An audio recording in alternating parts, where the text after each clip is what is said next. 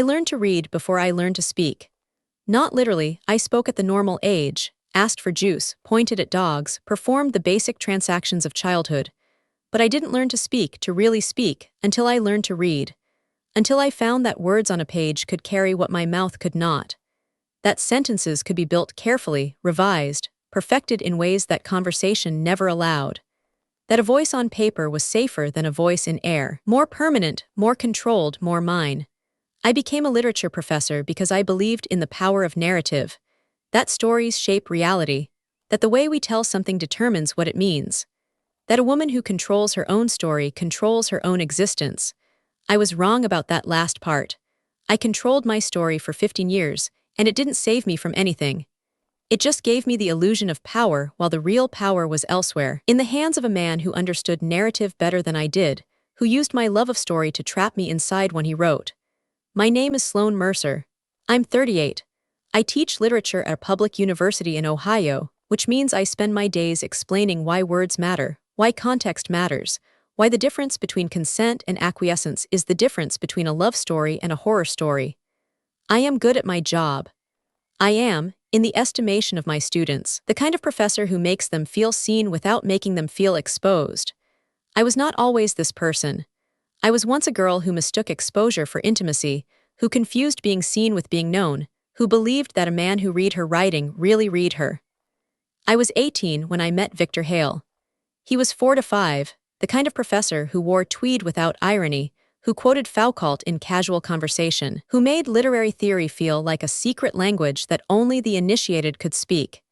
He taught Introduction to Critical Theory, a required course for English majors, and on the first day he looked at the room of freshmen, nervous, eager, trying to appear sophisticated, and said, "Most of you will not become writers. Most of you will become people who once wanted to be writers. My job is to determine which of you is which." I was determined to be the exception. I stayed after class to ask about Derrida. I went to his office hours to discuss my essays. I read his books, his articles, his obscure conference papers, and I wrote responses that I slipped under his door because I was too shy to deliver them in person. He called me to his office after my third essay. "Sloan," he said, holding my paper like it was something precious, something fragile. "You have a voice here, a real voice. But it's buried under academic posturing, under the fear of being wrong, under the need to please. I can help you find it. If you let me, I let him." That was the beginning of everything. The coffee started 2 weeks later. "Not on campus," he said. "Too many eyes, too many interpretations. We'll be misunderstood." We met at a cafe near his apartment, a place with exposed brick and overpriced espresso and the kind of anonymity that cities provide. He talked about my writing, my ideas, my potential. He didn't talk about himself, except as a frame for my development, his experiences as a young writer, his mistakes, his growth. He was the mentor I had always wanted and never found. The father who understood me, the teacher who saw my real self, the man who believed I was special. He was also, I understand now, grooming me. But that word, grooming, implies a clarity I didn't have then.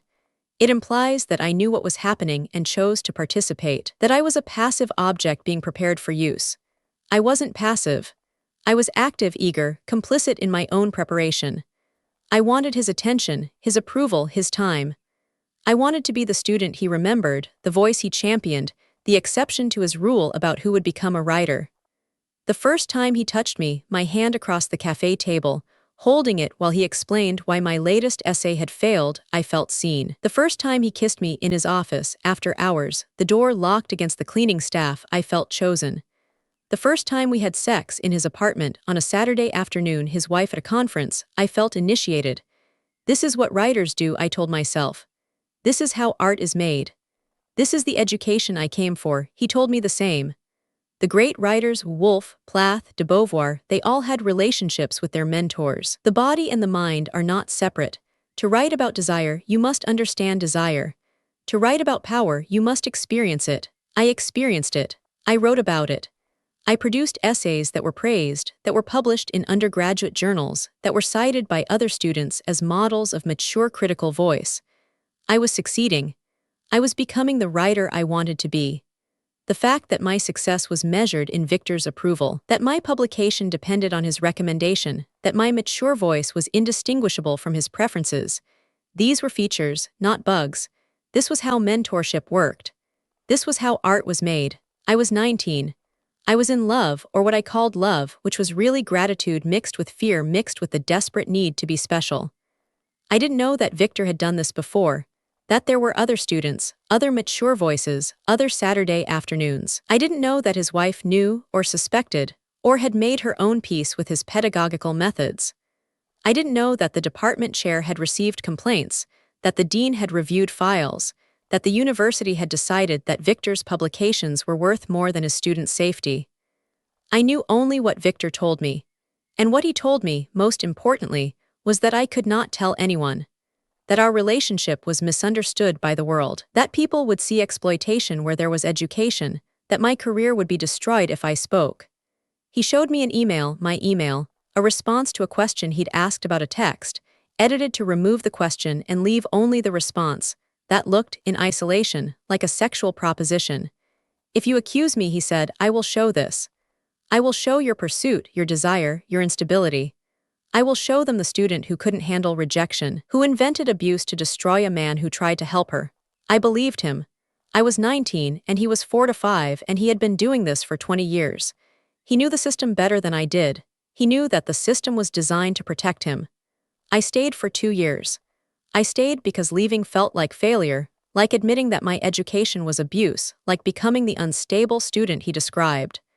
I stayed because he was sometimes kind, sometimes genuinely helpful, sometimes the mentor I had first believed him to be.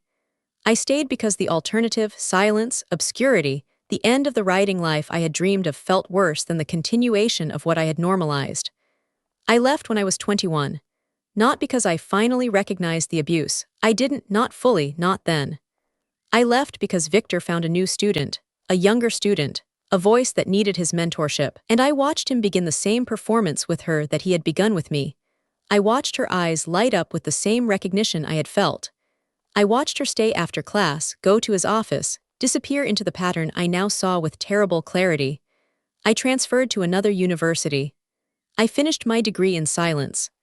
I went to graduate school, earned my doctorate, built a career without Victor's name on my letters of recommendation, without his network, without the mentorship that had been the price of my body. I told myself I was free. I told myself I had escaped. I told myself that the story was over, that I had written my own ending, that I was the author of my life. I was wrong. The story wasn't over. It was just waiting for me to be ready to tell it. I was 35 when I learned that Victor had been promoted to Associate Dean, that he had received an endowed chair, the Victor Hale Professorship in Creative Writing, funded by a donor who admired his commitment to student development, that he had published a book, The Education of Desire, Mentorship and the Erotics of Pedagogy, which was being reviewed as groundbreaking, brave, a necessary intervention in the sterile discourse of academic instruction. I bought the book. I read it in one night, sitting in my apartment with the lights off, my phone flashlight illuminating pages that described, with theoretical precision and personal detail, a relationship between a professor and a student that was transformative, liberating, a model of pedagogical intimacy. The student was anonymous, identified only as S. But I knew her. I was her. He described my manuscript, the novel I had written under his guidance, using my metaphors, my characters, my themes as evidence of his method. He described our sessions, the coffee, the office, the apartment, as somatic education, embodied learning, the dissolution of boundaries between intellect and experience. He described my body as text, my responses as interpretation, my submission as collaboration. He had stolen my story. Not just my body, not just my manuscript, but my narrative. He had taken the abuse I had endured and transformed it into theory, into pedagogy, into a justification for doing the same to other students. He had made me the proof of his method, the evidence of his genius, the anonymous foundation of his endowed chair. I threw up after reading the final chapter. Then I sat down and began to plan. I didn't go to the university. I knew what would happen, the investigation, the hearing, the finding that Victor's behavior was unprofessional but not actionable, the wrist slap that would leave him in his chair, in his department, in his power. I knew that I would be the disgruntled former student, the woman scorned, the academic failure who resented her mentor's success. I knew that Victor still had the edited email, still had his network of defenders, still had the system that had protected him for 25 years. I needed a different approach. I needed to use what I knew: literature, narrative, the power of textual analysis to expose what testimony could not. I wrote a book, not a memoir, an academic monograph, rigorously researched, theoretically sophisticated, the kind of book that gets reviewed in PMLA and taught in graduate seminars. I called it The Predator's Rhetoric: How Academia Legitimizes Abuse. In it, I analyzed Victor's book, not as memoir or pedagogy, but as text. I used the tools he had taught me: close reading, discourse analysis, feminist theory, to dismantle his method as what it was: a sophisticated justification for exploitation. I showed how his erotics of pedagogy was actually a rhetoric of coercion, how his somatic education was actually grooming, how his dissolution of boundaries was actually the systematic violation of professional ethics. I didn't use my name. I published under a pseudonym, A.R. Thorne, a name that sounded like it belonged to a senior scholar with tenure and institutional protection. I wrote in the third person, the academic we, the voice of objective analysis. The book was published by a university press, reviewed widely, praised as devastating, essential, a necessary corrective to the romanticization of pedagogical intimacy. It was assigned in courses. It was cited in articles. It became, within a year, the definitive critique of the mentor-Aslover model that Victor had championed. And Victor read it. I knew he would. I had sent him a copy, anonymously, with a note that said simply, "You are the subject of Chapter 4. He responded exactly as I predicted. He published a reply in a literary magazine, defending his pedagogy of desire and attacking A.R. Thorne as a bitter academic who misunderstands the complexity of mentor-student relationships. In his reply, he confirmed details that only the subject of the analysis could know. He identified S. as real, as his student, as evidence that his method worked. He proved with his own words that the anonymous case study was not theoretical but autobiographical and autobiographically criminal. I waited 6 months. I let the reply circulate, be cited, be discussed. I let Victor dig himself deeper, let his defenders commit themselves publicly, let the narrative solidify into something that could be shattered. Then I revealed myself. The conference was the Modern Language Association annual meeting, the largest gathering of literary scholars in the world. I was on a panel about narrative and power, speaking about my book, my real book, published under my own name now, The Predator's Rhetoric, a personal and critical account. I had submitted the proposal months before, using my pseudonym, and revealed my identity only after acceptance. The room was full. Graduate students, junior faculty, senior scholars, journalists. Victor was in the audience. I had made sure of it, had arranged for a colleague to mention that A.R. Thorne would be unmasked at this panel, knowing Victor's ego would demand he witness his critics' exposure. I spoke for 20 minutes about the book, the analysis, the theoretical framework. Then I stopped. I looked at Victor, and I changed my presentation. I am A.R. Thorne, I said, and I am S. The room went silent. Victor's face went white. I was 19 when Victor Hale told me that my body was text and my submission was interpretation. I was 20 when he showed me an edited email and told me he would destroy me if I spoke. I was 21 when I left, and 35 when I learned that he had turned my abuse into theory, my body into pedagogy, my silence into an endowed chair. I projected the email, the original, with Victor's question, and the edited version with only my response. I projected my manuscript, with Victor's marginal notes, next to his book, with my metaphors reproduced as his insights. I projected the letters of recommendation he had written for me, dated, all of them, after sexual encounters, and the ones he had not written for students who had refused him. I am not here for justice, I said. The university has had 25 years to deliver justice, and it has chosen to protect its endowment instead. I am here for narrative. I am here to reclaim my story from the man who stole it, to return my body from the text he made of it, to say that I am not S. Not anonymous, not a case study. I am Sloan Mercer, I am a professor, I am a writer, and I am the author of my own life. Victor stood. He tried to speak, to invoke his reputation, his contributions, his misunderstood pedagogy, but the room was already turning. Students were recording, colleagues were texting. The narrative was shifting, finally, from his control to mine. I didn't stay for the Q&A. I walked off stage, through the crowd, out into the cold December air. I didn't need to hear their questions. I had finally asked my own and answered them. The aftermath was not victory. It was complicated, incomplete, exhausting. Victor lost his chair, his deanship, his tenure. But he was not prosecuted. The relationship was technically consensual under the laws of the time, and the statute of limitations had expired for any coercion claims. He published a memoir, Cancelled, A Professor's Defense, which sold poorly and was reviewed as self-pitying and unconvincing. He died 5 years later, alone, still claiming that his pedagogy had been misunderstood by the literal-minded. Some of his other students came forward after my revelation.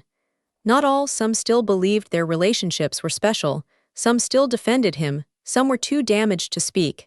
But enough. Enough to confirm the pattern, to establish the history, to show that I was not an exception but a type, that Victor's method was not pedagogy but predation. I didn't celebrate his death. I didn't mourn it. I continued teaching, but differently. My course on narratives of resistance now includes a module on resisting institutional silence, not as theory but as practice. Every student writes about a moment when power tried to silence them and chooses whether to share. I never read without permission. I never publish without consent. I never discover talent without transparent protocols and external supervision. I founded the Center for Ethical Mentorship, not a university program, but an independent organization that establishes standards for mentor-student relationships in the humanities.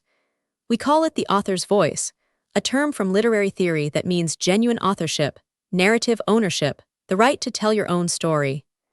We provide training, resources, anonymous reporting mechanisms that don't depend on the accused's department. We advocate for policy changes, power-balanced mentorship, mandatory reporting, the end of the pedagogy of desire that Victor championed. I'm 38 now. I don't have a partner, intimacy is still complicated, desire still tangled with power in ways I'm untangling. But I have students who call me professor without fear, colleagues who respect me without condescension, and a voice that is finally, fully mine. I still write. Not about Victor, about other things, about resistance, about the ways that women reclaim narrative from those who would steal it. My latest book is about my students, with their permission, about the stories they've chosen to tell and the ones they've chosen to keep. It's called The Author's Voice, like the center, like the principle that guides my life. Victor's book is out of print. His endowed chair was renamed, eventually, after a poet who died in childbirth, whose work was recovered by feminist scholars, whose voice was almost lost. I had nothing to do with the renaming, but I like to think she would have understood. I'm Sloane Mercer. I'm 38. I'm a literature professor who believed that controlling your story meant controlling your life, who learned that stories can be stolen as easily as bodies, who finally understood that the only real power is the power to speak your truth and let others choose whether to hear it. And if you're listening to this, if someone has told you that your body is text, your submission is interpretation, your silence is collaboration, hear me, you are not a case study, you are not a pedagogical method. You are not anonymous, not theoretical, not someone else's evidence of their own genius. You are the author, the story is yours, the voice is yours. And the ending, if there is an ending, is yours to write. See you in the next story.